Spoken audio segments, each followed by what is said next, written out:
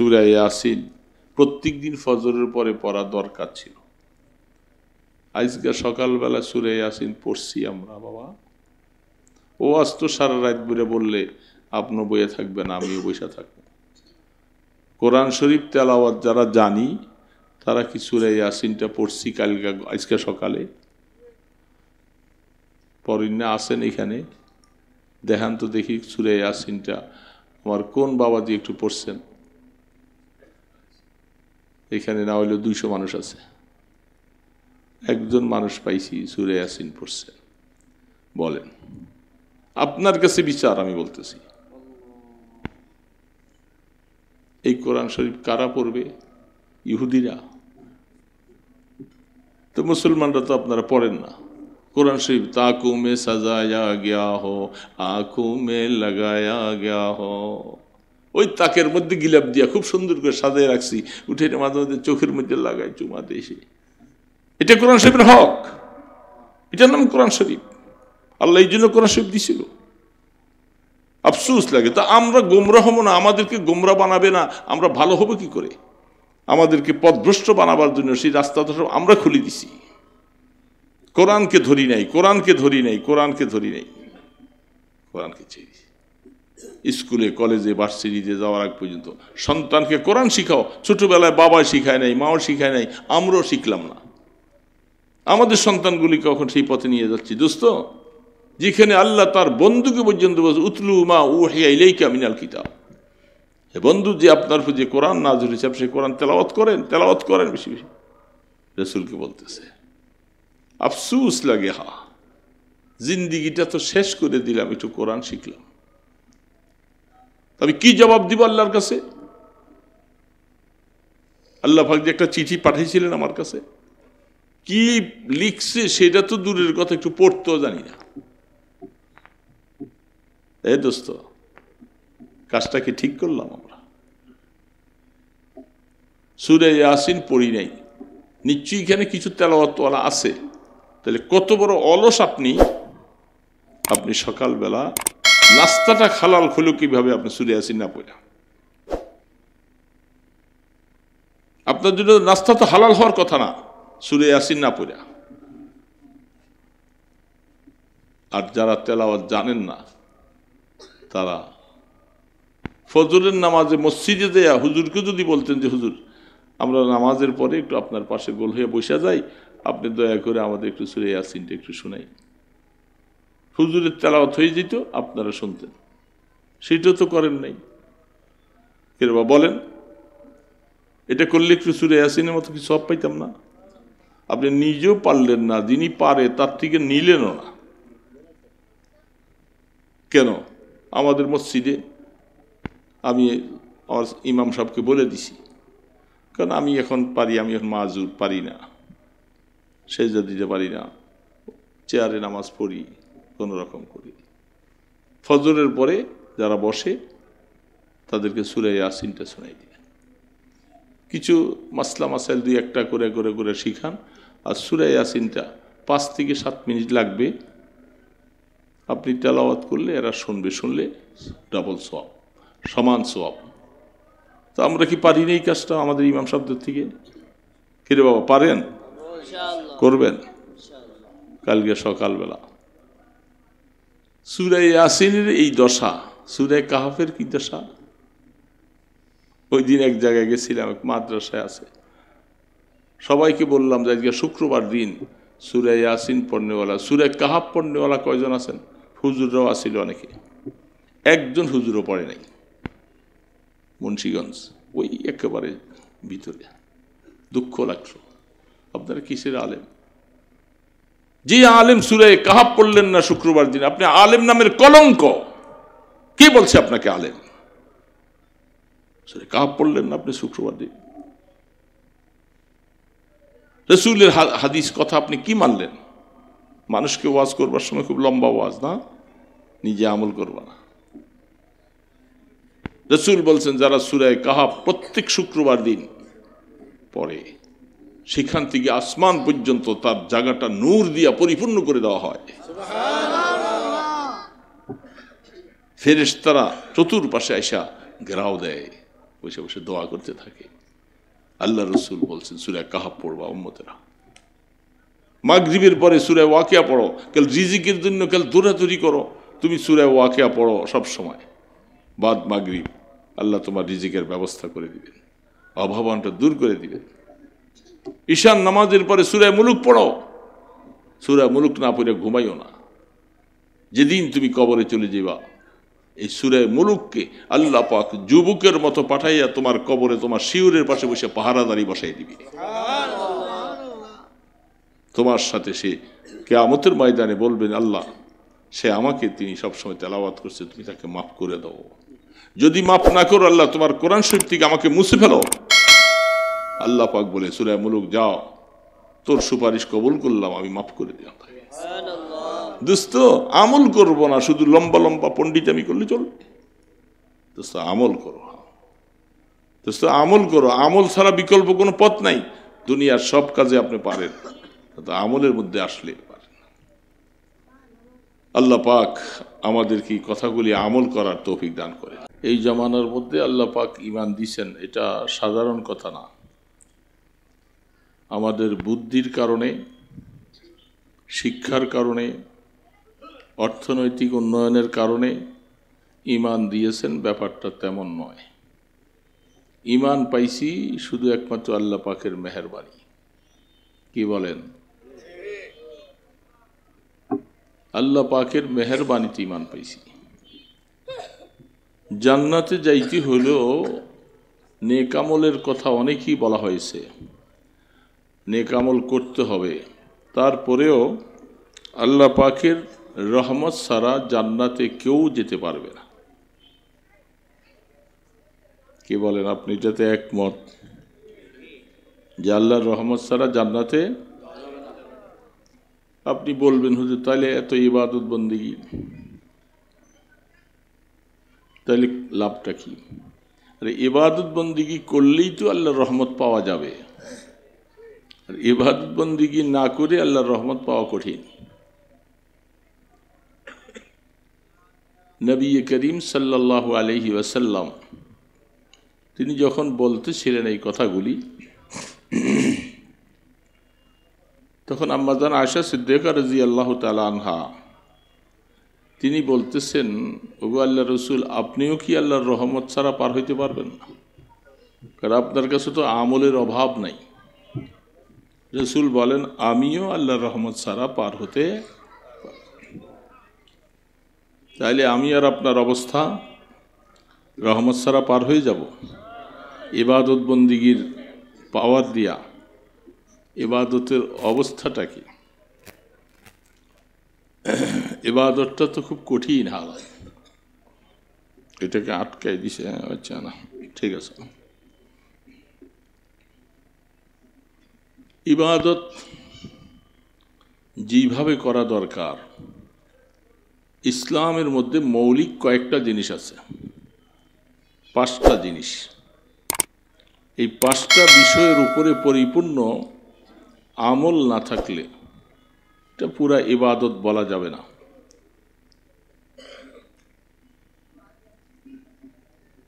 1 নম্বর হলো তৌহিদ, 2 নম্বর ইবাদত, 3 নম্বরে মুআমেলাত, 4 নম্বরে মুআশারাত, 5 নম্বরে আখলাক। এই ইসলামের পরিপূর্ণ কোর্স অফ লাইফ, পুরা জীবনের এই 5টা জিনিসের উপরে জীবন প্রতিষ্ঠিত করতে পারলে বোঝা যাবে যে আমি একজন ইবাদতওয়ালা মানুষ। এখন এইখানেও কিছু, ওইখানে একটু, ওইখানে একটু, ওইখানে একটু করে করে সব মিলাইয়া 1 ভাগও আমি করতে পারিনি।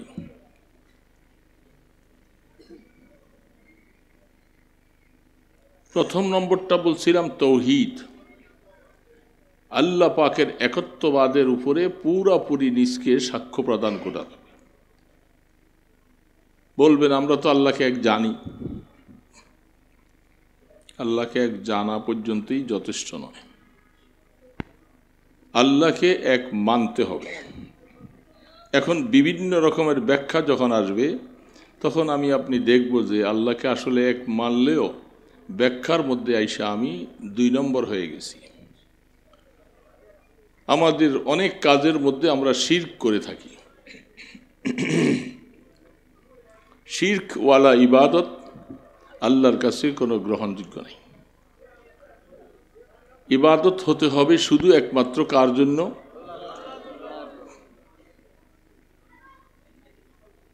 কথা অনেকগুলি অনেক দিকে চলে যাবে, তারপরও অনেক সময় দেওয়া যাবে না, অল্প সময়। যারা আমাদের দেশে বড় বড় অনেকগুলি মাজার আছে, নাম বললে গণে শেষ করা যাবে না। এই মাজারগুলার মধ্যে হাজারো হাজারো মানুষ, তারা সেখানে তাদের বাবার জন্য যেই সমস্ত কথাগুলি ব্যবহার করে, সেই কথাগুলি বোঝা যাচ্ছে আল্লাহকে ছাড়াইয়ে গেছে। বাবাই যেন সব কিছু তাকে নিয়ন্ত্রণ করবে। আমাদের নারায়ণগঞ্জেও অনেকটা এরকম মাজার আছে,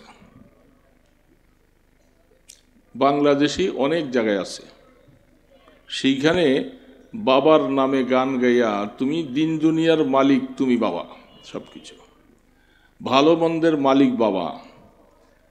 ইবাদত বন্দিগি না করলেও কিয়ামতের ময়দানে তরাইয়া নিবে বাবা। বাবার কবরে গিয়ে সেজদা দিলে পার পেয়ে যাবে। এরকম মানুষ বাংলাদেশে আছে না নাই? কম না বেশি?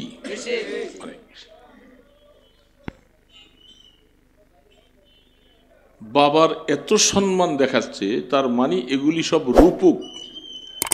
এগুলার উদ্দেশ্য নিজের পেটটা পূজা করা, পেট ভর্তি করা। আমাদের দেশে আমি গত কয়েকদিন আগে ফেইজের মধ্যে দেখেছিলাম, আমাদের বন্দরে সিরাজ শাহ আস্তানার ব্যাপারে ফেইজ আসছে। তার কীর্তিকলাপগুলি তার কবরের সামনে তার উরুজ চলতেছিল, সেগুলির মধ্যে তাদের যে ভণ্ডামিগুলি চলছে সবগুলি 21 টিভির 21 চোখ নামে ফেসবুকটা দিয়েছে। আপনারা দেখছেন কিনা জানি না, না দেখলে দেখে নেবেন। 21 টিভির লেখছে 21 চোখ। তারা সেখানে গিয়ে তাদের ভক্ত সেজে সব জিনিসগুলাকে ক্যামেরার আওতায় নিয়ে আইসা এগুলি জাতির সামনে সব প্রকাশ করেছে, যে দেখেন মানুষ কত রকমের ভণ্ড হতে পারে। ইবাদত বলতে সেখানে কিছু নাই, শুধু নাচ গান, জুয়া, আড্ডা, হিরোইন, নেশা এবং ঢোল তবলা গানগুলি সব নাচানাচি। হাজার হাজার মানুষ সেখানে আড্ডা দিচ্ছে। বলেন তারা কি আল্লাহকে তৌহিদের মধ্যে দেয়া পুরোপুরি ঠিক স্বীকার করলো? এবং তাদের এই বাবার কবর হলো দোতলার উপরে, নিচতলাটা ফাঁকা আছে, পায়া দিয়ে উপরে দোতলা বিশাল ছাদ করে, ছাদের মাঝখানে একটা কবর বানাইয়া সেখানে মাটি দিয়া ওই মাটির মধ্যে তাকে বাবাকে শোয়াইছে। এবং সেখানে তারা ওই কবরের চতুর্পাশে সব তোয়াফ করে। এইরকম কাজগুলি করার পরে এরা তৌহিদ নামীয় যেটা মুসলমানদের প্রথম কাজটা, এটা কি তাদের কাছে পাওয়া গেল?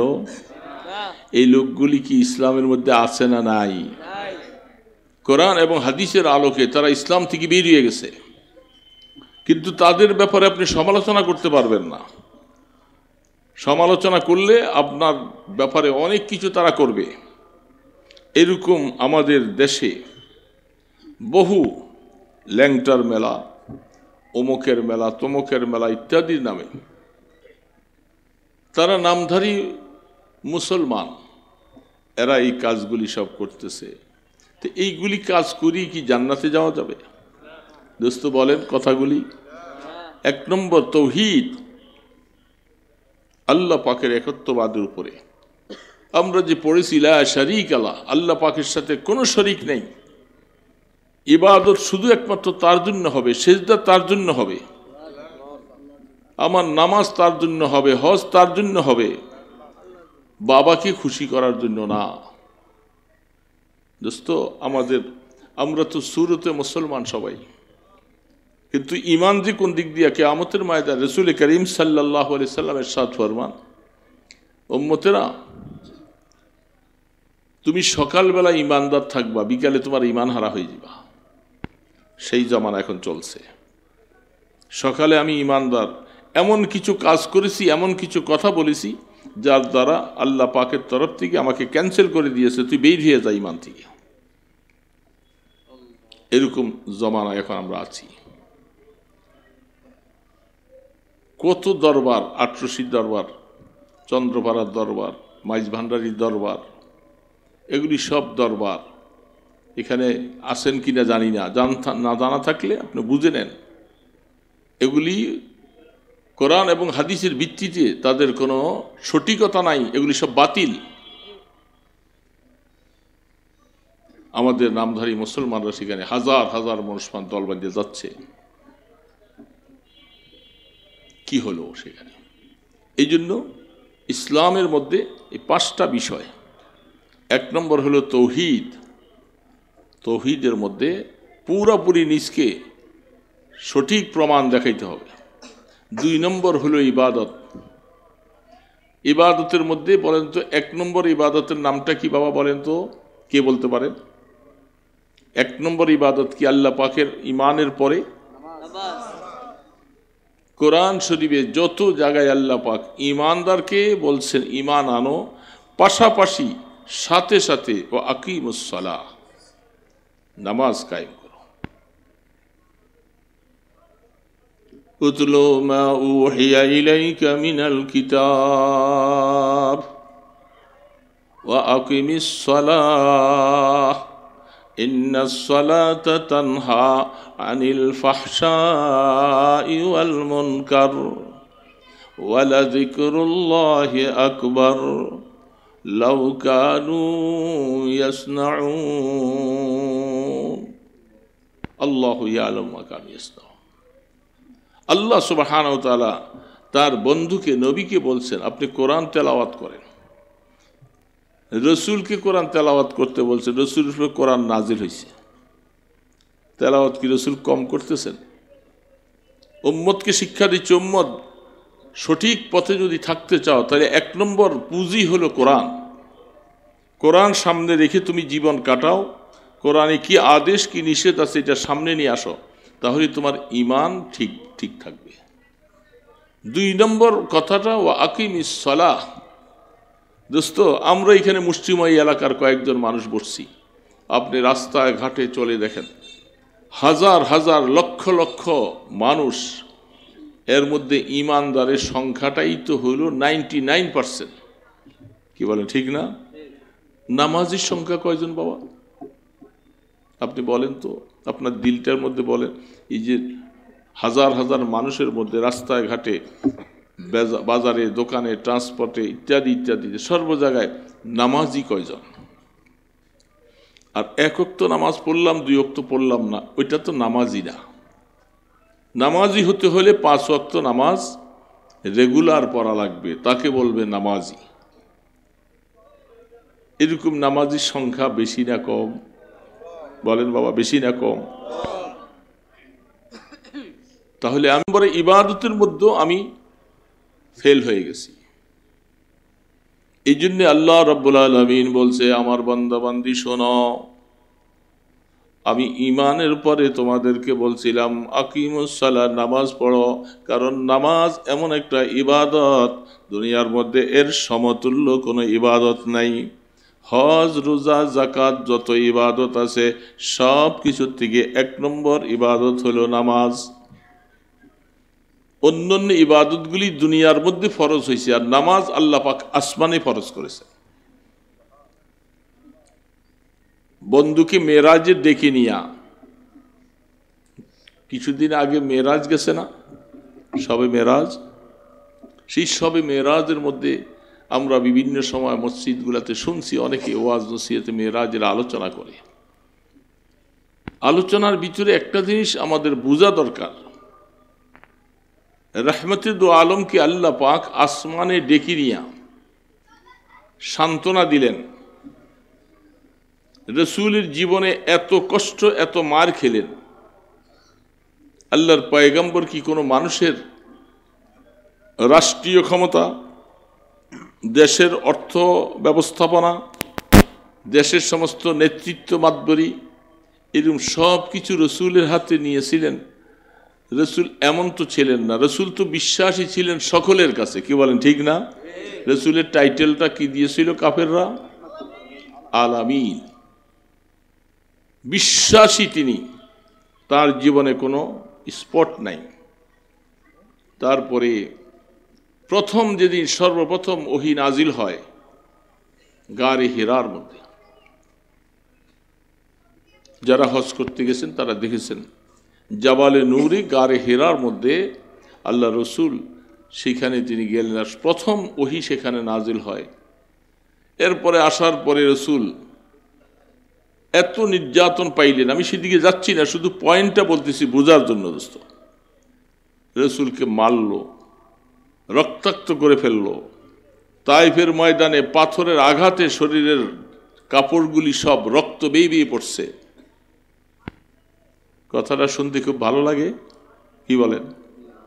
এই ইমানদাররা বলেন না কেন ভালো লাগে?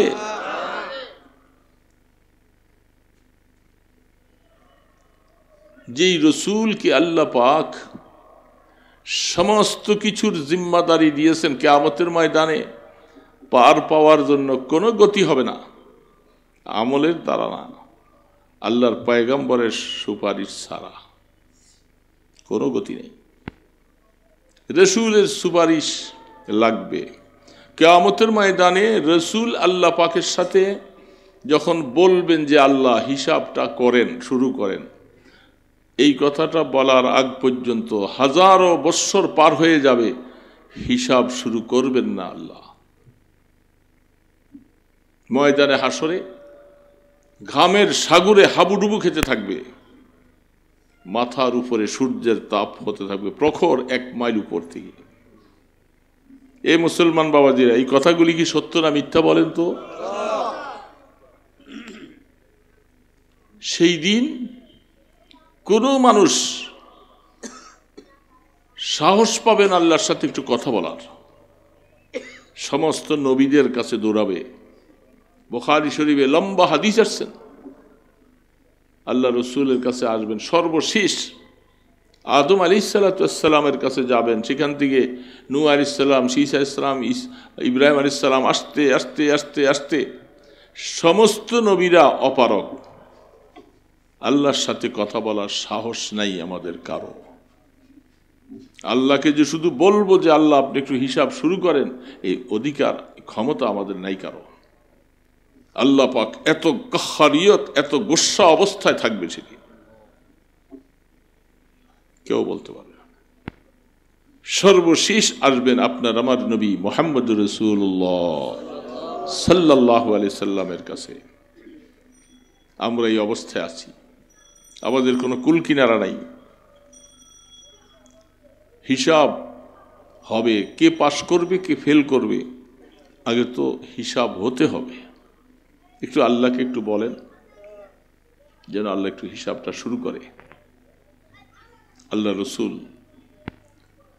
তিনি আল্লাহ পাকের আরশের ডান পাশে থাকবেন, মাথা উঠাবেন, হ্যাঁ তোমরা আসছো, এ আমার উম্মতেরা।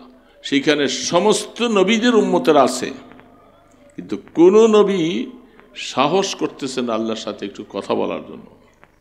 আমাদের রাসূল তখন দাঁড়াইয়া বলবেন যে আল্লাহ আপনি আমাকে আপনার সাথে কথা বলার অধিকার দিয়েছেন দুনিয়ার মধ্যে, আপনি কোরআনে বলছেন, আমার উম্মতের কাছে এই হাদিস পৌঁছেছে যে আজকের দিনে আল্লাহর সাথে কথা বলার অধিকার একমাত্র আপনাকে দেওয়া হবে, তিনি মুহাম্মদুর রাসূলুল্লাহ সাল্লাল্লাহু আলাইহি ওয়াসাল্লাম।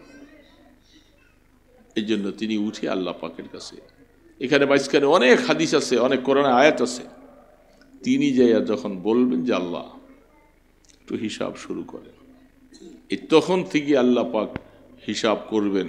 বুখারী শরীফের সর্বশেষ হাদিসটার হেডলাইন তৈরি করেছেন কোরআন শরীফের আয়াত, যে আল্লাহ পাক ইনসাফের সাথে কিয়ামতের ময়দানে নেকের বদের ওজন করবেন, আমল হবে। একটা চুল পরিমাণ ছাড় দেওয়া হবে না, চুল পরিমাণ জুলুমও করবেন না। দোস্ত, ওয়ানাজাউল মাওয়াজিন আল কিসতা লিয়াউমিল কিয়ামা, ইনসাফের সাথে একটা চুল পরিমাণ, সেখানে আলেম ফাজেল মুহাদ্দিস মুফতি পীর মাশায়েখ মুরিদ সবাই নাফসি নাফসি, কেউ কারো ব্যাপার। সেই ভয়াবহ দিনটা একমাত্র কথা বলবেন আমাদের রাসূল, তখন আল্লাহ পাক হিসাব শুরু করবেন। সেই দিন তো যাওয়া লাগবে আমাদের আপনাকে সবাইকে। এই যে এখন দুনিয়ার মধ্যে রংবাজি করতেছ, সব পীর দাঁড়াইছ, পীর সাজছ, ভণ্ডামি করতেছ, কোরআনের সাথে হাদিসের সাথে রাসূলের জীবন আদর্শের সাথে কোনো মিল নেই। কোন কোরআন কোন হাদিস সারা বিশ্বের আলেম সামনে আনো যে তোমাদের এই সমস্ত কার্যকলাপগুলি, একটা দলিল পেশ করো, সাপোর্ট করো যে তোমাদের এই সমস্ত ভণ্ডামিগুলি কোরআন হাদিসে কোথায় আছে। মনে যেমনে চায় করতেছ, এই উম্মতকে বিভ্রান্ত দিয়ে নিয়ে যাচ্ছ।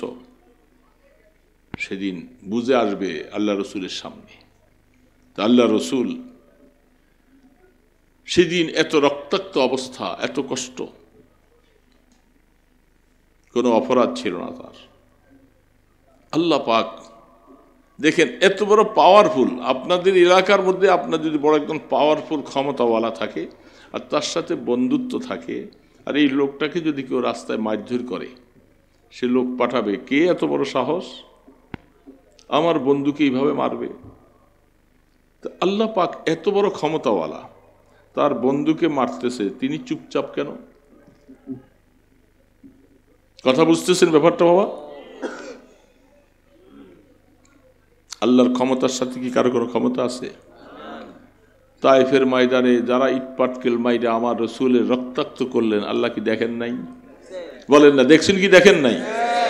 তা আল্লাহ পাক তো প্রতিশোধ নেন নাই।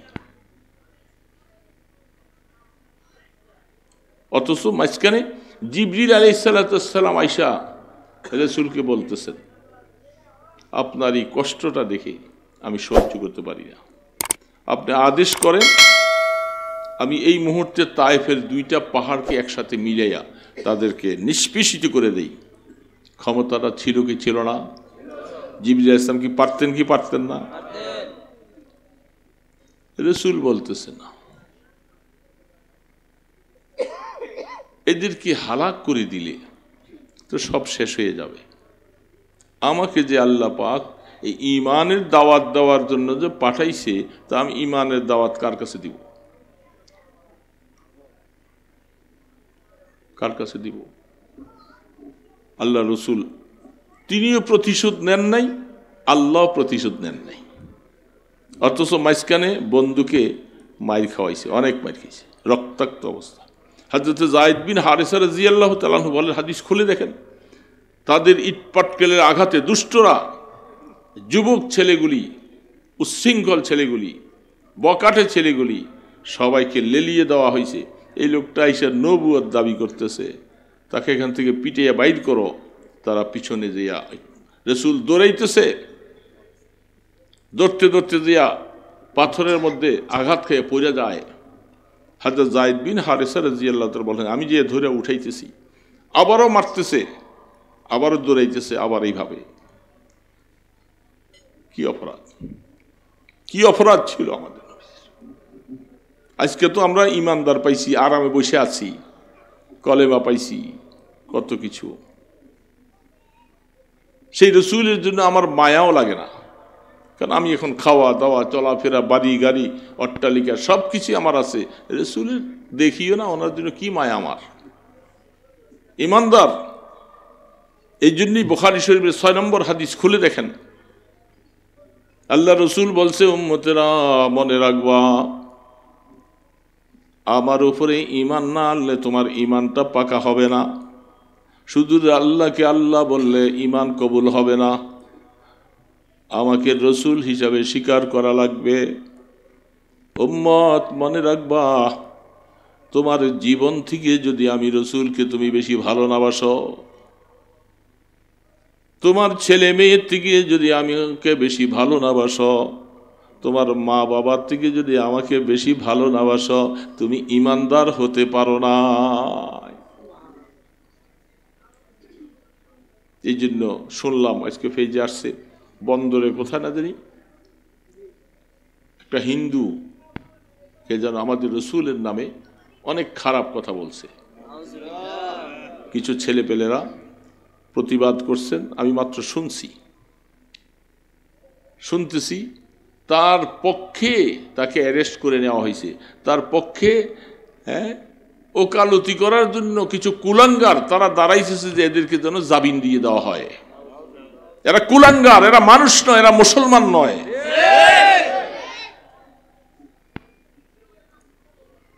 মুসলমানের ঘরে জন্ম নিলেই মুসলমান হয় না। নূহ আলাইহিস সালামের ছেলে নবীর ঘরে জন্ম নিয়ে এসে কাফের হয়েছে।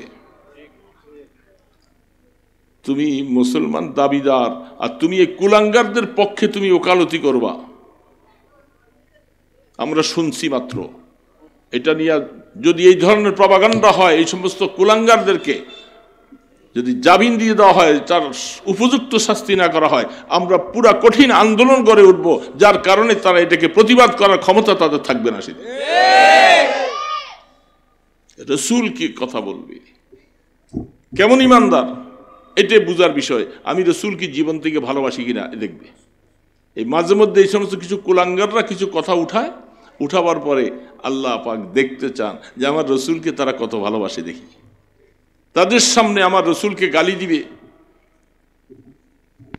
আমার রাসূলের ইজ্জতের উপরে আঘাত হানবে। আর হে ইমানদার টুপি মাথার দিবে, দাড়ি রেখে হুজুর হুজুর করে তসবি টানবে, তোমার মতো ইমানদারের 2 পয়সা দাম নাই, তোমার ইমান কবুল হবে না আল্লাহর কাছে।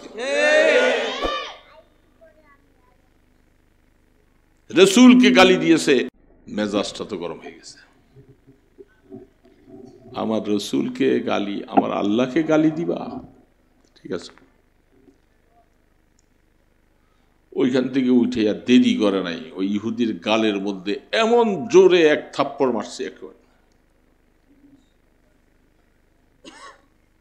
মারছে, ইহুদি বড় পলিসিবাদ। ইহুদিরা সবসময় দুরন্দর, চালাক, এটা আল্লাহ পাক কোরআনে বলছে। এই সুযোগ পাইছে, থাপ্পড় খাইয়াও একটা সুযোগ নেওয়ার সন্ধানে আছে, সাথে সাথে আরেকটা প্রতিবাদ সে করে নাই, না করে দৌড়াইয়া আল্লাহ রসুলের কাছে গেছে। আবু বকর সিদ্দিক রাদিয়াল্লাহু তাআলা পিছিয়ে যাইতেছে, গোসা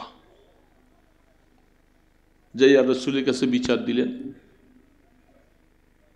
আপনার আবু বকর আমাকে দেখেন এই যে এত দূরে, কেন আমি নাকি এই কথা বলছি? আসলে এটা মিথ্যা কথা, ইহুদিরা তো মিথ্যা কথা বলে, আমি এই কথা বলি নাই। তিনি অন্যায়ভাবে আমাকে থাপ্পড় দিছি। তো অন্যায় যদি সাব্যস্ত হয়ে যায়, আল্লাহ রসুল তো তিনি ইনসাফওয়ালা, তাহলে পাল্টা একটা থাপ্পড় ইহুদি আবু বকরকে দিবে, এটা কিসাস, জাযাউ সাইয়্যাতি কামিসলিহা। তো ইহুদি এই সুযোগটাই ছিল, আমি প্রতিশোধটা নিজের হাতে নেই নাই এবং তার নবীর মাধ্যমে বিচার করাইয়া একটা থাপ্পড় দেওয়া। খুব সুন্দর পলিসি। গোসা চলে আসছেন, রাসূল পাক সাল্লাল্লাহু আলাইহি সাল্লামের সামনে যায় কথা বলতেছে, সাক্ষী দরকার। এমন সময় আবু বকর বলতেছে, ওগো আল্লাহর হাবিব, থাপ্পড় তাকে একটা দিছি, হুকুম দেন আমি আরেকটা গালের মধ্যে আপনার সামনে আরেকটা থাপ্পড় দেই। সাক্ষী আর লাগে? সাক্ষীর দরকার আছে? সাথে সাথে যিনি ঘটনা ঘটাইছে তিনি তো স্বীকার করতেছেন, থাপ্পড় আমি একটা দিছি, গাল ওইটার মধ্যে দেওয়ার জন্য আমি অপেক্ষায় আছি। আবু বকর এত গোসা, তুমি এত গোসা কেন হয়ে গেল? বলে আমি এত গোসা হয়েছি আর সাক্ষী নাই, সাক্ষী তো আমারটা আমি নিজে। আল্লাহর পয়গম্বর ফয়সালা করে, যেহেতু কেসাস একটা থাপ্পড় কাউকে অন্যায়ভাবে দিলে তার প্রতিশোধ নেওয়া হয়। রাসূল মনে মনে চিন্তা করতেছেন, ইহুদিকে প্রতিশোধ নেওয়ার সুযোগটা হয়তো বলে দিবে। আসমান থেকে আমার আল্লাহ সব কিছু দেখতেছে, আমার বন্ধু ঘটনার সময় ছিল না, এই জন্য ইহুদির পক্ষে হয়তো রাসূল ঘোষণাটা দিয়ে দিতে পারে, জিবরিল তাড়াতাড়ি যাও, আবু বকর কেন উত্তেজিত হয়েছিল কোরআনের আয়াত নিয়ে যায় আমার বন্ধুকে শোনাইয়া দাও। ইহুদি বলছিল আমার আল্লাহ আমি ফকির, কোরআন আয়াত নিয়ে বলতেছেন সে আমাকে ফকির বলছে, এই জন্য প্রতিবাদটা আবু বকর করেছে। আপনি জানাইয়ে দেন, আল্লাহুল গনি ওয়া আনতুমুল ফুকারা ইলাল্লাহ। নাফরমানের বাচ্চাকে শুনাইয়া দাও, হে আমার বন্ধু সে আমাকে ফকির বলছে, আর তা না বলে আপনি বলে দেন আমি আল্লাহ সব পৃথিবীর মধ্যে সবার থেকে বড় ধনী, আর তোমরা পৃথিবীর যত মানুষ আছো তোমরা হইলা ফকিরের জাত। রাসূল মামলা দেখলেন যে আল্লাহ নিজে ঘটনার সবকিছু সত্য যাচাই করে দিলেন, ওই ইহুদির বাচ্চা আল্লাহর শানি কথা বলছেন, এই কারণেই আবু বকর এত গরম হয়েছে। ঠিক আল্লাহর শানে রসুলের ব্যাপারে কেউ কাউকে গালি দিবে আর সেখানে মুসলমানের বাচ্চা মুসলমান হইয়া চুপচাপ বসে থাকবে, তসবি টানবে, আল্লাহ পাক বলে তোর তসবির 2 পয়সাও দাম নাই। আমার মহব্বতে, আমার বন্ধুর মহব্বতে যদি তোর রক্ত টকবক যদি না করে তুই কিসের মুসলমান হইছিস? এই জন্য অনেক যুবকেরা আছে, এমন আছে তারা দেখবেন অনেক সময় আল্লাহর পয়গম্বরের শানে এই ধরনের কিছু কথা আসলে যুবক জীবনটাকে বিসর্জন দিয়ে দিতে মনে চায়, তাকে পাইলে তাকে 2 টুকরা করে ফেলতে মনে চায়। এটা হলো আল্লাহ রসুলের মহব্বত। ইমানদার মহব্বত কেমন আছে আমাদের? আমরা তো কিছুই করি না। এই জন্য রসুল বলছেন তুমি ইমানদার হতে পারবে না, তোমার জীবন থেকে আমাকে বেশি ভালোবাসতে হবে। তো আল্লাহ রসুলকে মার দিল, এত মার দিল, আবু জেহেল রসুলের মাথায় ওটের নারী ভুড়িগুলি সব চাপাই দিল, শ্বাস বন্ধ হয়ে যাচ্ছে। 3টা বৎসর না খেয়ে সে আবি তালেবের উপত্যকায় তাদের ছেলে মেয়ে বংশ সবগুলাকে সেখানে নির্বাসন দিয়ে দিলেন, গাছের পাতা চিবিয়ে খাইয়া কোন রকম জীবন ধারণ করেছেন। যেমন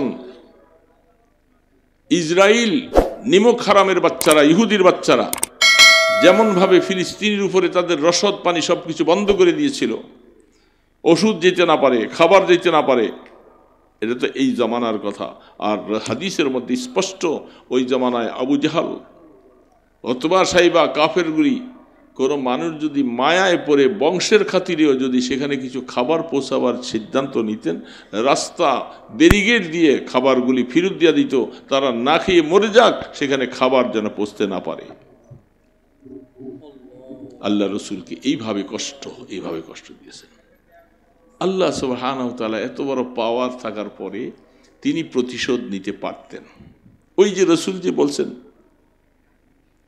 প্রতিশোধ নিবেন না, সবর করে,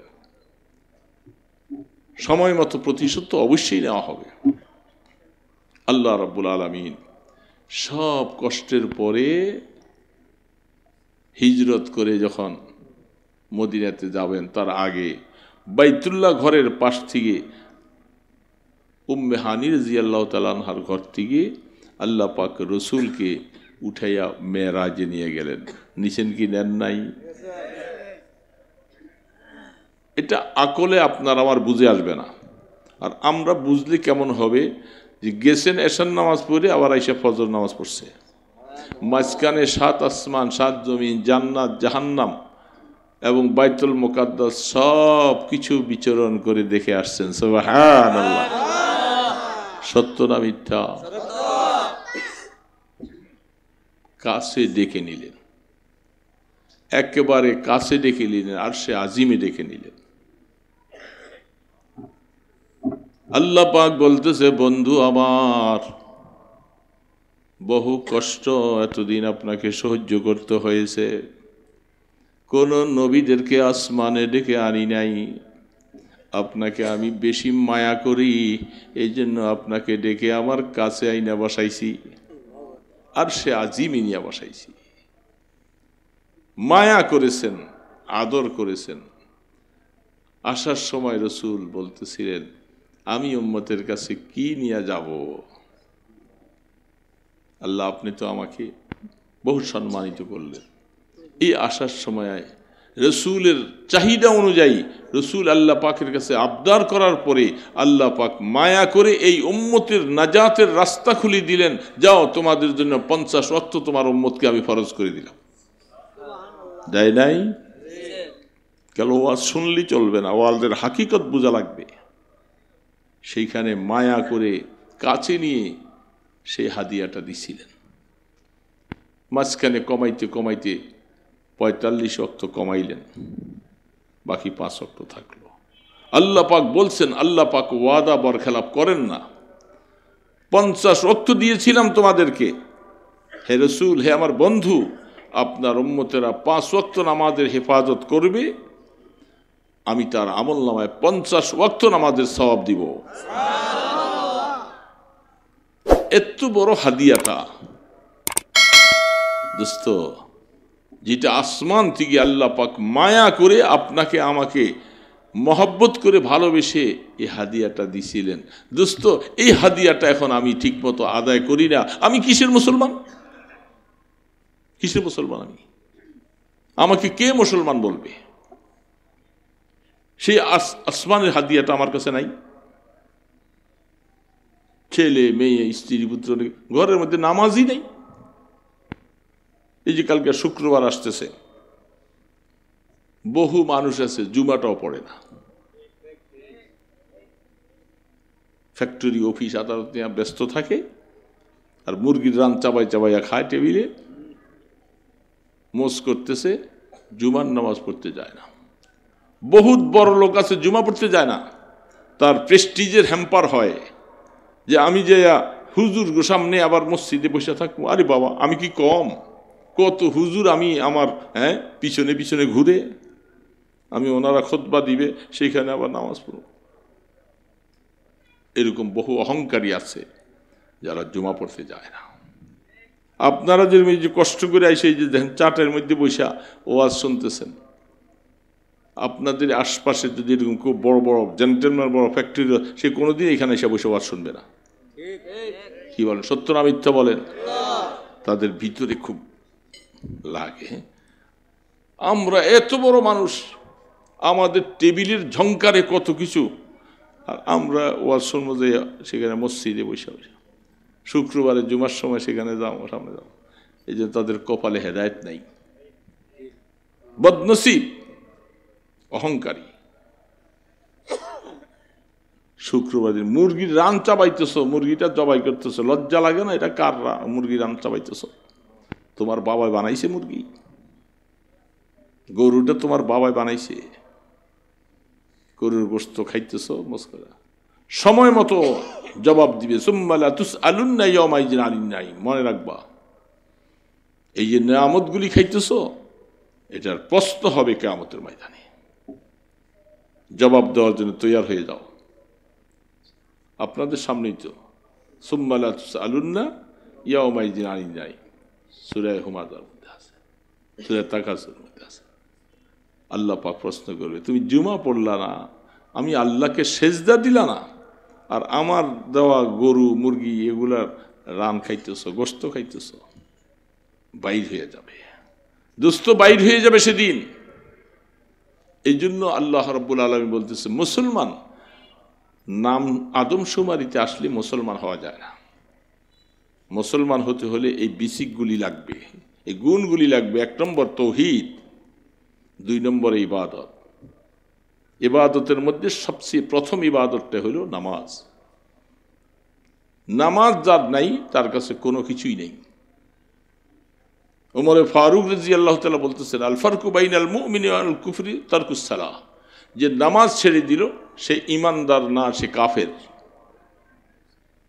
দোস্ত, এরকম বহু মানুষ গ্রামে গঞ্জে শহরে বন্দরে গার্মেন্টসে ফ্যাক্টরিতে রোডে গাড়ে সব জায়গায় তাকিয়ে দেখেন মুসলমান আদমশুমারিতে,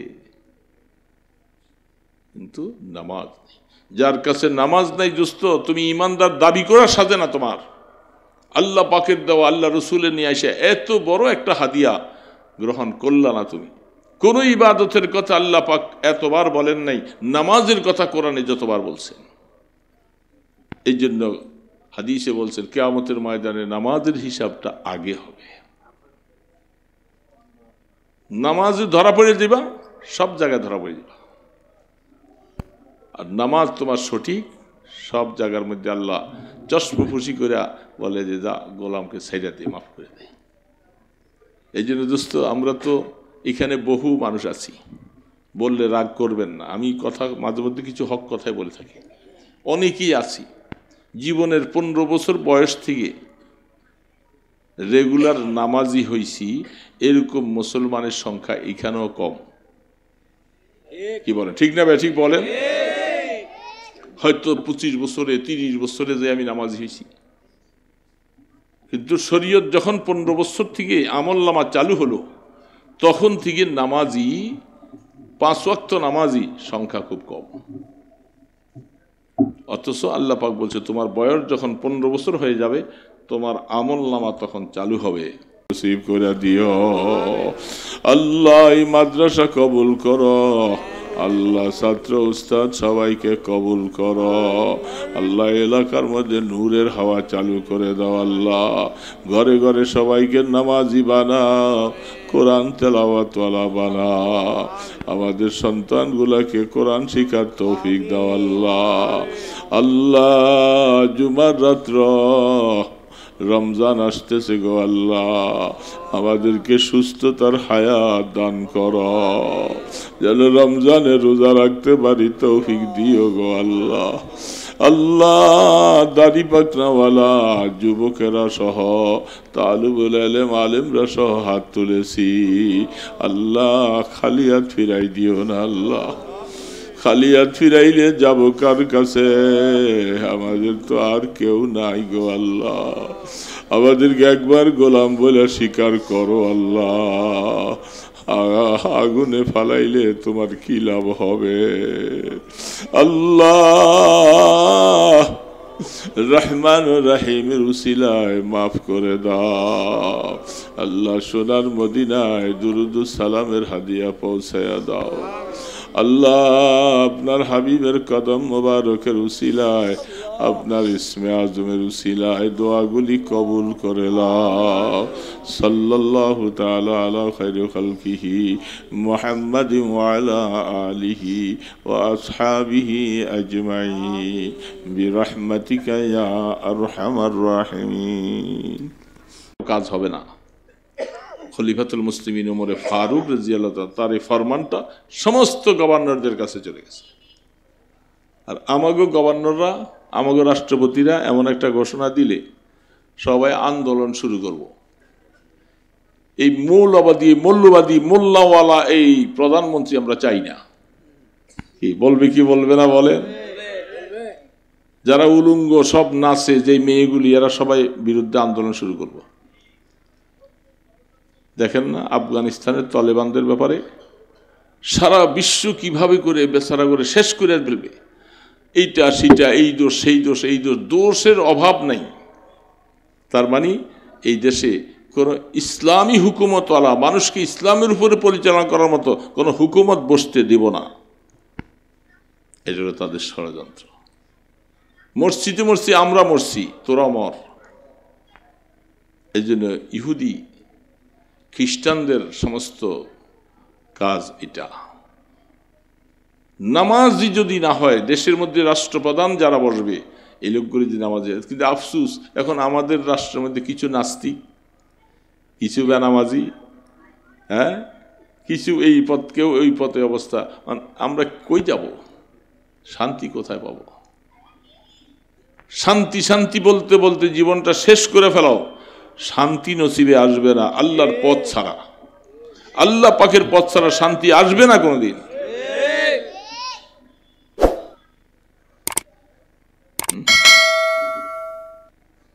আফসোস লাগে। শান্তি তো চলে গেছে, ওই বেটার ওই ইসলামের পোলার লগে মিলে গেছে শান্তি, ইসলামের পোলায় শান্তি চলে গেছে। খুঁজতে গেছে, পরে জিজ্ঞাসা করে কিভাবে, শান্তিও নাই ইসলামও নাই, দুইটাই শেষ।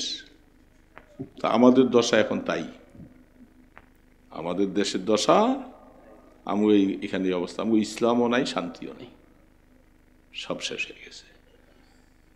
যতদিন পর্যন্ত এই দেশের মানুষ আল্লাহর মহব্বত, মদিনাওয়ালার মহব্বত ধরে নিজের জীবনের মধ্যে ফিট না করবে, স্কুল কলেজে ভার্সিটিতে সর্ব জায়গায় যদি ফিট না হয়, দোস্ত শান্তি আসবে না। এটা আল্লাহ পাকের ওয়াদা। সুযোগ একটু পাইছেন দেখে মনে করছেন বুঝি একেবারে আর লাইসেন্স পাইয়া গেছেন, আর মুসিবত আসবে না। মুসিবত আসবে, আরো আসবে যদি ঠিক না হই। এই জন্য আমরা কোথায় যাব? আমাদের ঘর ঠিক করতে পারলাম না, আমার ইউনিয়ন ঠিক হলো না, আমার থানা ঠিক হলো না, আমার জেলা ঠিক হলো না, সর্ব জায়গায় অবস্থা কি অশান্তিতে আছি আমরা। এই অশান্তির তো এখন সারা দেশেরই পরিস্থিতি। এখন আমি নিজেও যদি আল্লাহর সাথে সম্পর্ক না গড়াই, তাহলে আমার অবস্থাটা কি হলো? কোনো দিক দিয়ে তো শান্তি পাইলাম না, তো মইরাও যদি শান্তি না পাই কি হবে রে বাবা? এই জন্য কমপক্ষে মরার পরে যেন আমি কমপক্ষে একটু শান্তি পাই, এই চেষ্টাটা অবশ্যই করা দরকার। কি বলেন, করবো না ইনশাআল্লাহ? হ্যাঁ, আচ্ছা। তো রাত হয়ে গেছে, জুমার রাত অনেক, কালকে শুক্রবার দিন।